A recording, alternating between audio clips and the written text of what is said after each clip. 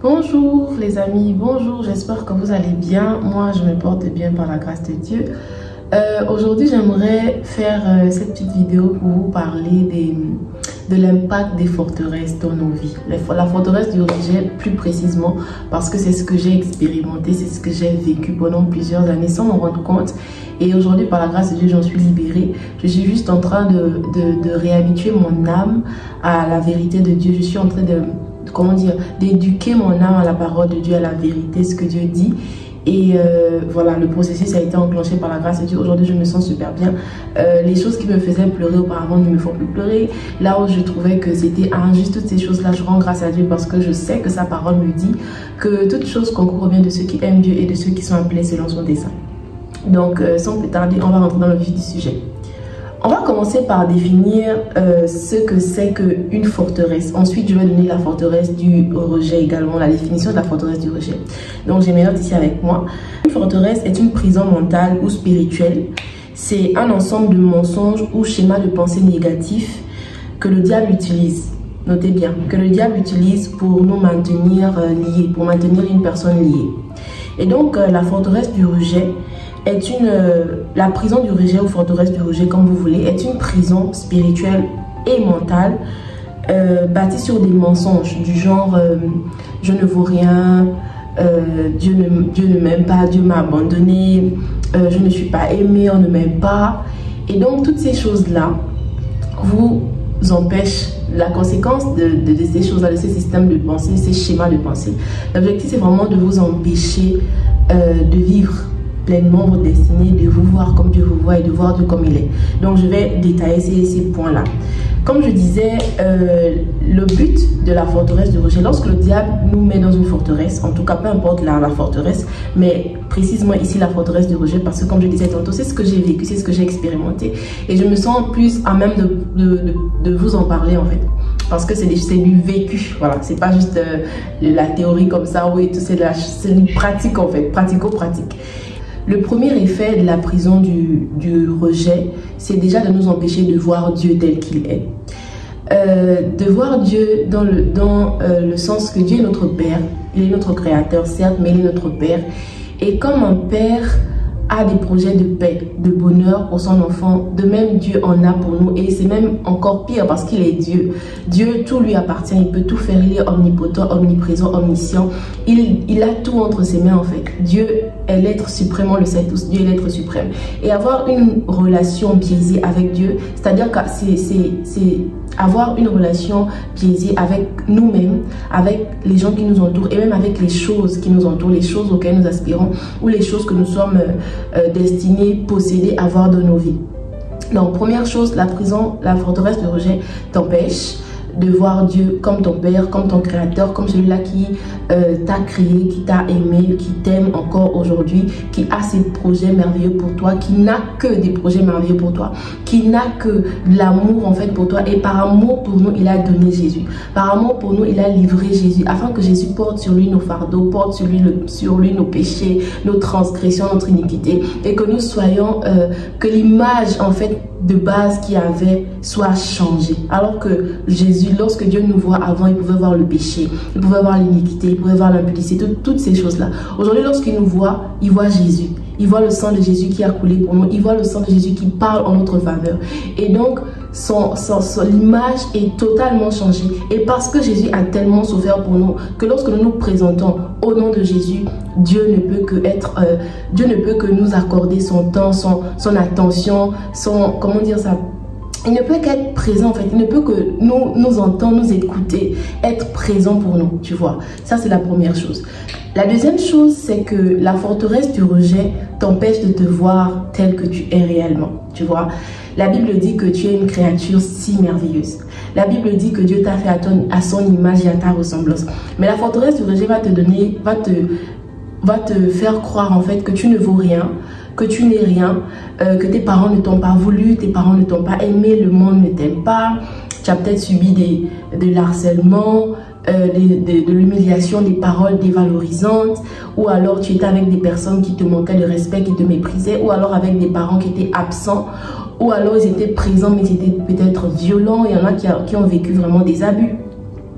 des parents violents, des parents qui ne se souciaient pas de toi, qui t'aimaient à leur manière, avec beaucoup de dureté. Comme je vous ai parlé de mon cas, pour moi, c'était vraiment à la dure. C'était la manière dont ma mère trouvait, en tout cas m'aimait. C'était à sa manière de m'aimer, dans la dureté et tout le reste.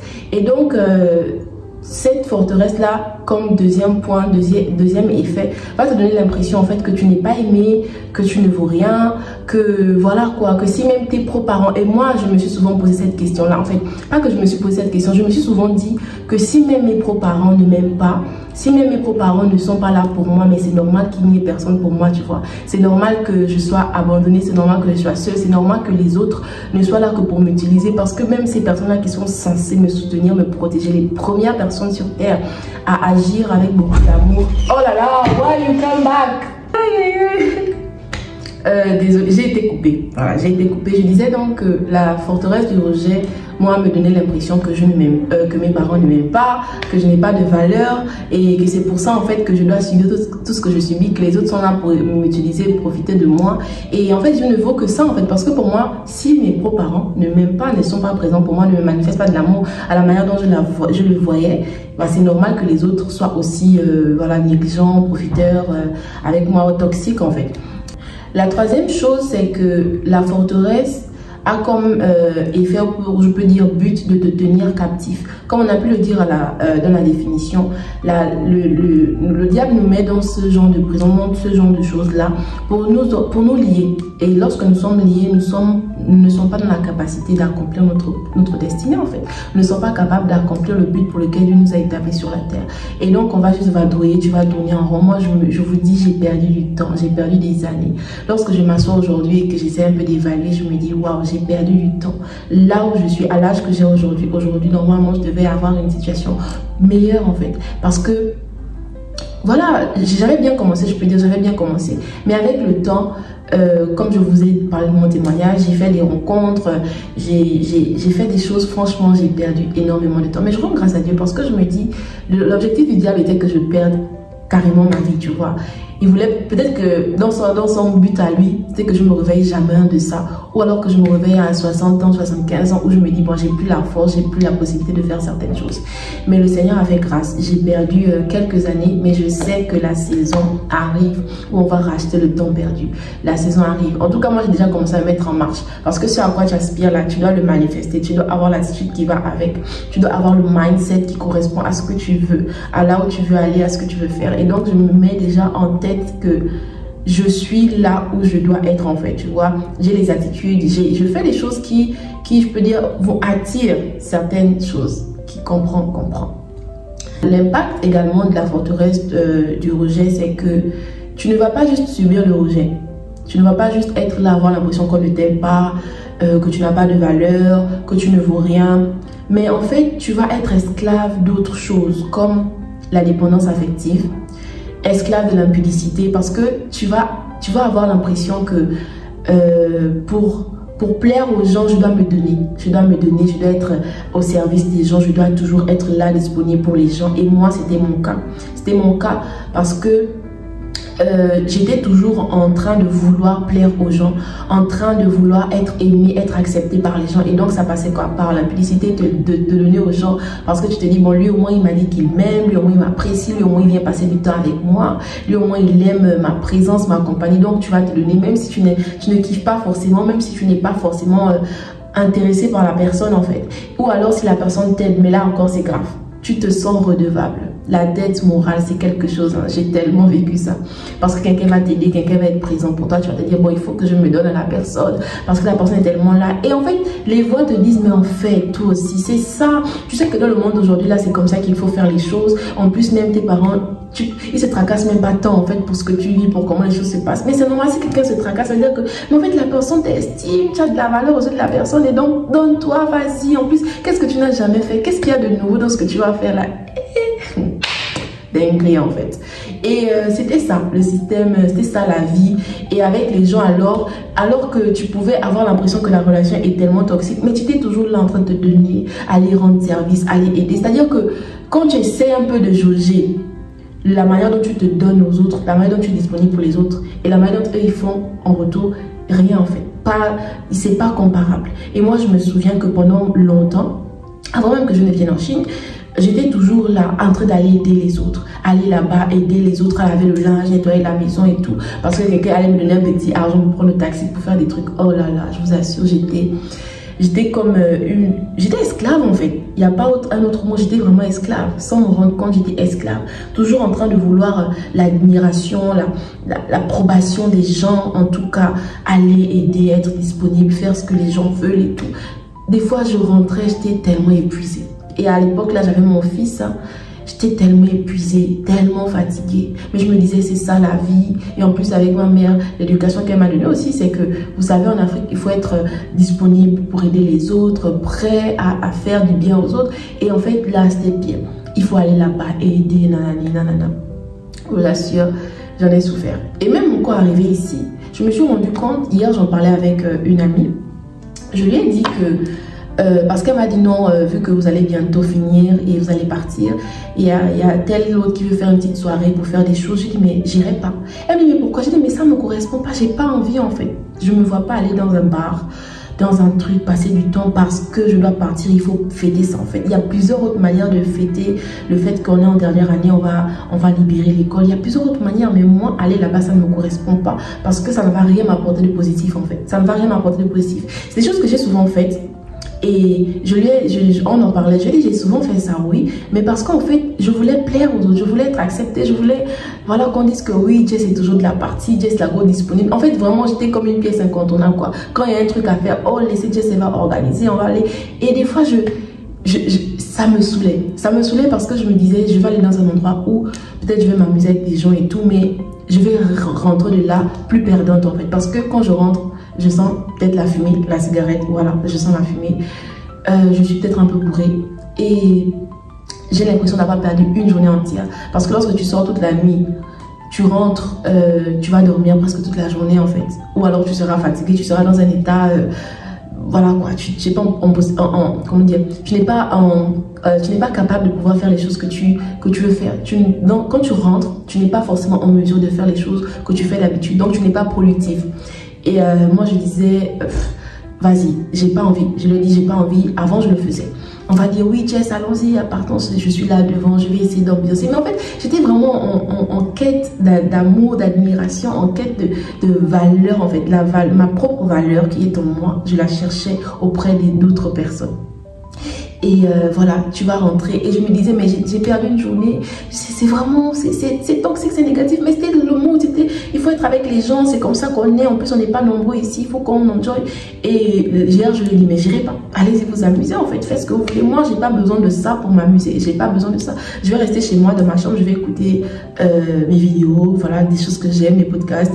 Je vais lire mes livres parce que c'est ça, en fait, qui me... Je sais que je suis en train d'apprendre. Je suis en train d'upgrader mon niveau comment dire, je suis en train d'augmenter la valeur en fait. Je suis en train d'augmenter ma valeur. Aller dans ce genre d'endroit ne me permettra pas d'augmenter ma valeur. Je vais rencontrer quel genre de personnes là-bas? Qui est-ce que je vais rencontrer? Certainement des personnes aussi broke que j'étais à l'époque. Des personnes qui viennent pour se saouler ou qui viennent pour se... Voilà quoi, boire et puis tu vas voir des gens qui vont vomir ici et là. J'ai dit moi, je vais pas dans ce genre d'endroit. Mais pourquoi? J'ai dit mais parce que je kiffe être seule en fait. Je kiffe être seule, je kiffe les activités que je fais en étant seule. Et pour moi, si je me mets avec des gens, soit parce que je veux me distraire, me changer un peu les idées, sortir un peu de mon cocon, soit parce qu'il y a des choses qu'il faut faire et j'ai pas d'autre choix, comme aller avoir des réunions avec des professeurs, ça c'est très important sur le domaine de l'école, ou alors parce que on va apprendre, tu vas m'apprendre des choses. Je vais rester avec des gens avec qui on discute des choses essentielles, profondes et véritables. On va parler spiritualité, on va parler psychologie, on va parler avenir, on va parler argent, on va parler business, on va parler temps, comment gérer son temps. On va parler de comment devenir la meilleure version de soi en fait. Tu vas me dire des livres que tu as lus, des livres que tu es en train de lire qui t'ont parlé et qui peuvent m'intéresser en fonction de ma personnalité. Tu vois, et ça c'est pas des choses forcément que je faisais auparavant quoi. Avant c'était bon, allons-y, allons. Tu vas rester avec des gens qui vont être en train de fumer, boire et puis même si tu n'as pas envie tu vas boire. Après quand tu rentres chez toi tu culpabilises. C'est vraiment ce dont quoi j'étais. Je rentre, je culpabilise, je me sens mal, je me dis oh j'aurais pas dû naïna, mais le lendemain je recommence.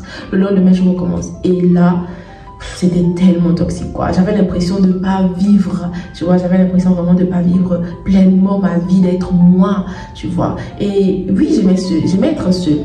Je vais pas vous mentir, j'aimais être seule, mais pas autant que je l'aime encore plus aujourd'hui. Peut-être qu'avant, j'aimais être seule par obligation parce que des fois, les gens avaient leurs choses à faire, des fois, les gens n'étaient pas forcément dans le mood et tout. Ou alors j'avais des choses à gérer. Mais aujourd'hui, j'aime être seule parce que je kiffe. Je me dis, je vais écouter quelque chose qui va m'apprendre un truc. Je vais lire un truc je vais lire un livre qui va m'apprendre un truc. Tu vois, je vais méditer, je vais prier. Je vais investir sur moi. Tu vois, je vais investir véritablement sur moi. Et ça, je trouve que c'est juste incroyable en fait. C'est merveilleux. Également, que la prison du rejet apporte, je peux dire, ou l'une des choses qu'on manifeste, c'est qu'on se vide émotionnellement. Comme je parlais tantôt, tu vas vouloir toujours faire plaisir aux gens. Tu vas vouloir soit trop donner, soit ne pas vouloir recevoir en fait. Alors qu'on est dans un monde d'échange, Dieu a fait les choses ainsi. J'ai un besoin, tu as un service à me proposer, c'est un échange en fait. Pour ce que tu me donnes, je te paie ou je suis là pour toi, tu vois. Et moi, j'étais en mode... Déjà, j'avais du mal à demander. J'avais vraiment du mal parce que aussi, j'ai pas grandi dans ça. Ma mère, elle était toujours présente pour moi. Elle faisait tout pour moi. Elle était en mode, voilà. À la limite, je pouvais demander à certains de ses frères, mais là encore, c'était pas trop ça. Vraiment, j'ai pas grandi dans aller demander les choses aux gens et tout et tout. Vraiment, ma mère, elle aimait pas ça, mais vraiment pas du tout. Et après, je reconnais qu'aujourd'hui, quand même, il y a ces points positifs parce que tu vas pas demander tout à tout le monde. Mais il y a des points négatifs parce qu'on est dans un monde où on a besoin des gens. Dieu a dit, n'est pas bon que l'homme soit seul. C'est pas juste l'histoire de l'homme, femme, mariage, relation. Histoire de tu as besoin de quelqu'un.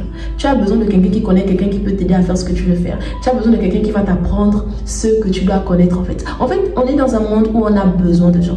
Et moi, j'étais en mode, je vais pas demander, je vais pas chercher, je vais pas. Et je me disais, pire encore, si je demande à quelqu'un ne m'aide pas.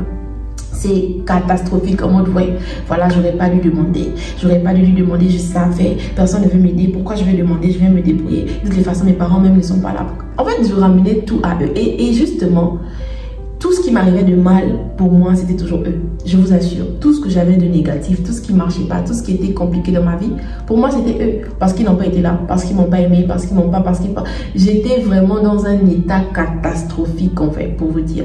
Et donc, je disais tantôt que tu seras dans cette position où soit tu vas trop attendre des autres, soit tu vas pas attendre des autres en fait, tout court. Tu vas trop demander aux gens, trop d'attention, trop de présence, trop de ceci, trop de ça. En fait, tu es vraiment comme un bouffeur ou une bouffeuse d'énergie, tu vois. Et moi, c'était plutôt le contraire, tu vois. J'étais plutôt le contraire, j'aimais pas trop demander. C'est-à-dire que même quand quelqu'un me faisait quelque chose, je trouvais ça trop spectaculaire. Ce qui fait qu'il y a des personnes qui en ont vraiment profité. Parce que moi, je me donnais tellement, je faisais tellement, mais lorsqu'on essaie de comparer le niveau de des échanges, il n'y a pas match en fait. Je donnais tellement et même les personnes me faisaient croire que le fait de me donner certaines choses était beaucoup, alors que moi j'en donnais tellement en fait. Waouh, c'était compliqué. L'un des points que j'ai souligné également, c'est que en tant que femme, la prison du rejet te fait perdre ton énergie. Si tu es en relation, tu vas vouloir materner cet homme-là avec qui tu es en relation amoureuse. Ou alors tu vas te prendre pour la super femme qui n'a besoin de rien. C'est-à-dire que tu vas, soit dans l'un des cas, c'est tu es la mère, c'est toi qui contrôle tout, c'est toi qui fais tout. Oh, tu dois faire ci, n'oublie pas que demain tu dois faire ça. C'est un adulte.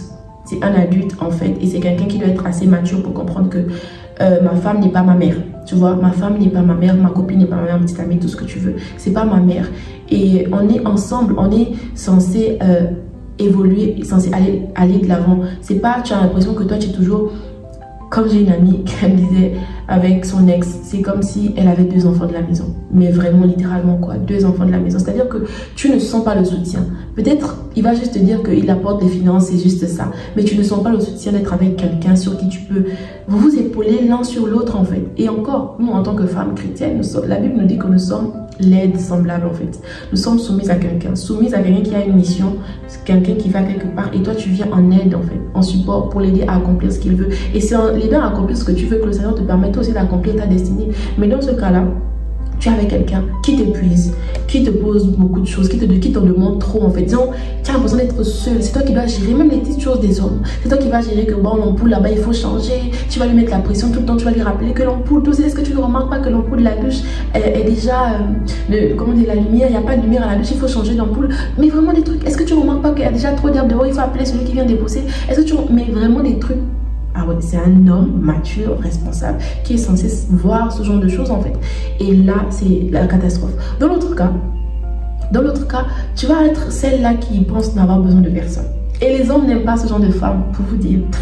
L'homme, c'est un chasseur. L'homme, il a été fait pour être le pourvoyeur, pour être celui-là qui apporte, pour être celui-là qui pourvoit.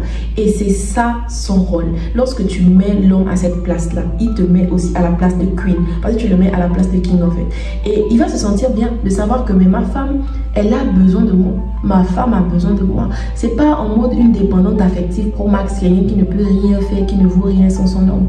Mais elle sait que mon chéri, c'est un homme capable, c'est un homme qui peut faire certaines choses, c'est un homme qui, c'est lui l'homme en fait, c'est lui l'homme, c'est lui le chef. Et lorsque tu le mets à ce stade-là, bah, il ne va pas essayer de te traiter comme une princesse en fait. On entend souvent le princess treatment, traitement de princesse. C'est des femmes qui ont accepté leur féminité, de se dire, moi, je mérite ça. Voilà le rôle de l'homme, voilà le rôle de la femme. Après, il y a beaucoup de gens qui ne sont pas d'accord avec ça, c'est selon vos convictions. Mais moi, je pense que lorsque tu es une femme, tu dois faire l'équilibre. Tu dois savoir que l'homme, voilà ce qu'il apporte, voilà ce que moi j'apporte. On n'est pas au même niveau. Jamais, on n'est pas au même niveau. L'homme, c'est l'homme, la femme, c'est la femme. Et donc, tu vas être dans cette énergie où tu n'as besoin de rien. Tu veux faire tes choses, tu veux faire tes choses. Et puis si tu tombes aussi sur un VI, un vendeur d'illusion comme ils ont un gigolo, bah lui ça va le conforter dans ça en fait, ça va le conforter. Et le truc aussi que j'ai remarqué, c'est que les relations, en tout cas les relations, les choses qu'on bâtit, c'est une histoire de loi d'attraction. C'est une véritable histoire de loi d'attraction. Tu ne vas pas attirer quelque chose qui ne correspond pas à ta vision de la vie, à ce que tu es à l'intérieur de toi. Jamais. Tu vas toujours attirer des gens qui sont comme ça. Toi, tu te plains du fait que tu attires toujours des personnes qui sont blessées émotionnellement parlant, qui sortent toujours des relations où elles ont besoin de guérir, elles ont besoin de temps. J'en parlais avec un ami récemment. Peut-être qu'il a peut-être pas bien pris ça, je sais pas. Mais il me disait non, pourquoi je suis en relation avec une fille. La dernière, elle était brisée. En fait, sur 4 relations, il y a 3 où les filles étaient brisées émotionnellement parlant. Elles étaient broke. Et donc, lui, il s'est vu comme l'infirmier, le médecin qui va les aider à guérir.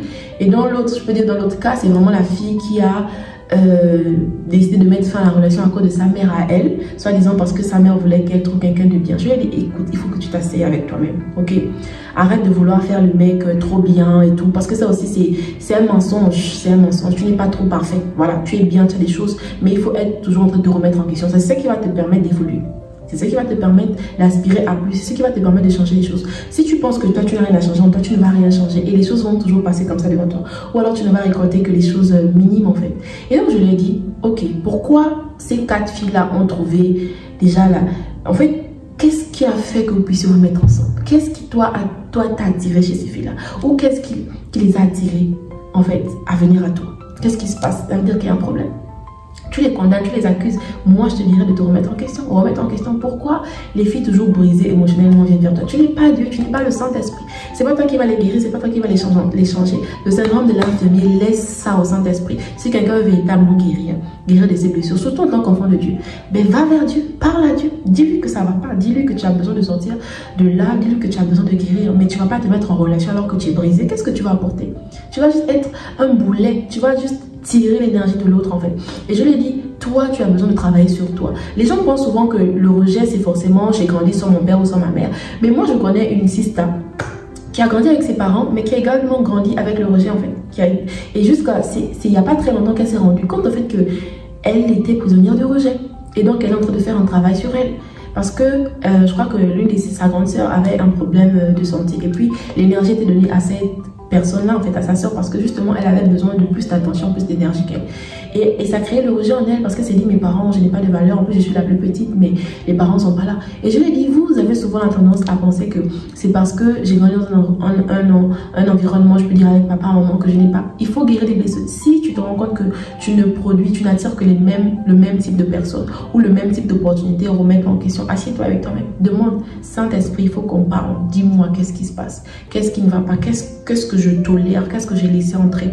Quelles sont les portes que j'ai ouvertes en fait? Je lui ai dit, tu sais, notre cœur, la Bible dit, garde ton cœur plus que toute autre chose, car de lui viennent les sources de la vie. Notre cœur est comme une piste d'atterrissage. Si lorsque les personnes brisées émotionnellement viennent et qu'elles veulent atterrir, ton cœur a une partie qui leur permet d'atterrir, elle va atterrir. Si dans ton cœur, lorsque peut-être la cupidité, les gens bizarres viennent, et que dans ton cœur, il y a quelque chose qui correspond à là où eux, ils peuvent atterrir, ça va atterrir en fait. Donc le problème, c'est pas les gens. Le problème, c'est nous. C'est comment est-ce qu'on a notre cœur, comment est-ce qu'on a gardé notre cœur. Quelles sont les choses qu'on a laissées entrer à l'intérieur de nos cœurs, quelles sont les choses qu'on a développées. Et c'est ça qui favorise l'attirance envers ces personnes-là. Il n'a pas forcément bien pris ça parce qu'il dit, lui, il y a souvent l'exception à la règle. Je lui dis, bon, d'accord, le temps nous dira. Moi, je sais que le temps nous dira parce que ayant vécu dans ça pendant des années, je sais que si tu es broke, tu ne vas attirer que ce genre de personnes-là en fait. Il n'y a pas autre chose. Soit tu vas attirer des personnes qui en demandent trop, soit alors des pervers narcissiques. Vous pensez que les pervers narcissiques travaillent avec tout le monde? Les pervers narcissiques ne veulent pas travailler avec tout le monde. Les pervers narcissiques vont chez des personnes qui sont toujours dans un besoin constant d'amour, d'attention. C'est vers ce genre de personnes-là que les pervers narcissiques vont partir pour pouvoir justement manifester, pouvoir travailler véritablement ces personnes-là. Quand tu es une personne équilibrée, tu n'attireras que les personnes équilibrées. Et même si des personnes déséquilibrées viennent vers toi, tu pourras le sentir. Tu pourras le sentir parce que tu as tellement fait un travail profond sur toi que tu sais reconnaître les gens qui sont faux. Le problème, c'est pas comment savoir si une personne est fausse, c'est être une personne vraie. Quand tu es une personne vraie et qu'une personne fausse s'approche, tu sais qu'une personne est fausse en fait. C'est clair, il n'y a pas de demi-mesure. Comment savoir qu'une personne n'est pas bien, qu'elle est déséquilibrée? C'est parce que toi, tu es une personne équilibrée. Et parce que tu sais que dans l'équilibre, voilà ce qu'on fait, voilà comment les choses se passent, voilà. Tu es constamment en train d'apprendre, tu es constamment en train de te former, en train d'apprendre de nouvelles choses, que tu sais les reconnaître, même si c'est subtil. Je vous dis, même si c'est subtil, tu vas savoir les reconnaître. Et le truc, c'est qu'on a le Saint-Esprit. Le Saint-Esprit parle. Dieu nous parle toujours. Parce que nous sommes ses enfants. Il nous aime, nous avons de la valeur à ses yeux. Et il ne veut pas qu'on se perde. Donc, quand quelque chose vient de bizarre, il te montre. C'est juste que toi, justement parce que tu n'as pas guéri, parce que tu es broke, tu vas faire abstraction de ce que le Seigneur te montre.